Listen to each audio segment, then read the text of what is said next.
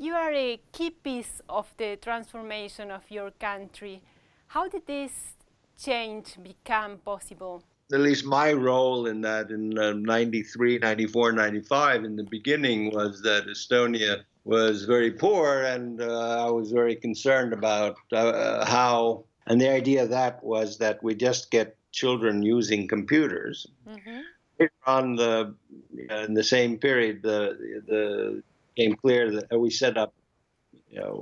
Every school had a computer lab, but we opened these up to people, so other people got to learn to use it.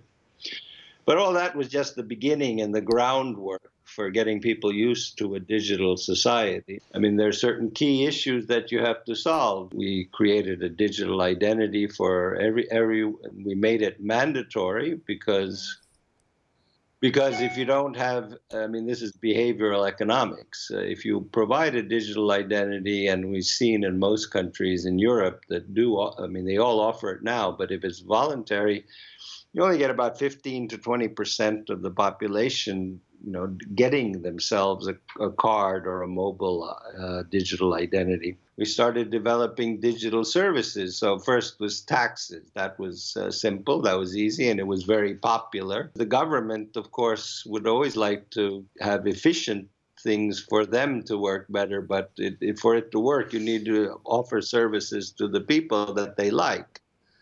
So we have, for example, digital prescriptions, which mean that if you go see a doctor, he writes your prescription into a computer system, then you can go to any pharmacy in the country and take it out. Then it becomes even more useful when you have to renew your prescription, because you don't have to go back to the doctor to get a piece of paper. To the point where there are only three interactions with the state that you still have to do physically, in person.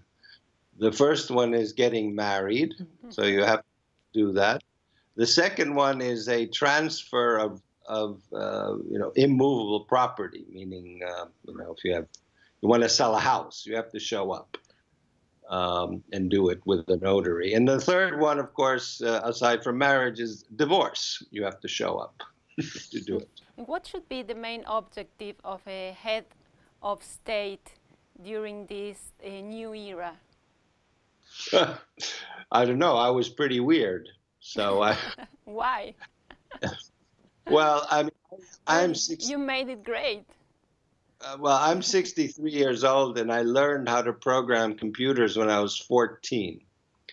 So I've never been afraid of technology. And the problem we have in many countries is that the people who have political power do not understand technology at all. And so I would say, I don't know if it's an objective, but it would be very good if people in politics would learn more about science and digitization. Mm-hmm. That would help a lot. Why? Because then they know what they're talking about. Mm-hmm. I mean, the problem is that I have two problems. When I talk to technologists, they don't understand enough about democracy and what you are allowed to do and what you're not allowed to do. And when I talk to politicians, they often do not understand at all what technology can do or what it can't do. So both sides need to study the sort of technology people need to study political philosophy and the basis of democracy and privacy. And the people in politics need to understand more about technology and what you can do and what also you should not allow happen.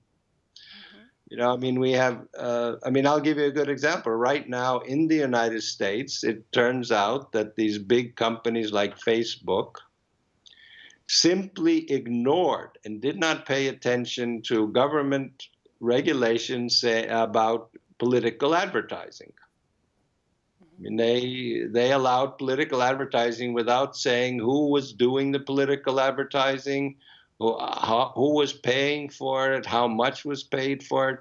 I mean, you have to do that for television advertising and radio advertising. And the U.S. Election Commission said that online you have to do the same, but they simply ignored it.